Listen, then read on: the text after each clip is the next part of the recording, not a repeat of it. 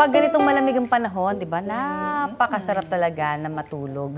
Kapag may kayakap na dinadantayan pang unan, di ba? Yun nga, relate na relate daw yung isang fur baby dyan sa Lumban, Laguna. Narito ang away o pakikipag-away niya para sa kanyang unan. 30 seconds. Ano hinihingi mo kay kuya mo? Ang tahol ng tahol at tila nagsusumbong ang aso ni Mama Ann na si Bella. Paano ba naman kinuha ng anak niyang si Nathan ang only una ng kanilang alagang aso?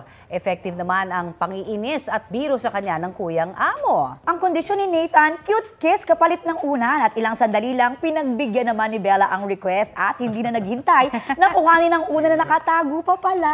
Kabisado raw talaga ni Bella ang kanyang unan kahit palitan pa ito ng punda. At eto po ang balitang hali. Kapuso, para sa mga maiinit na balita, mag-subscribe sa GMA Integrated News sa YouTube.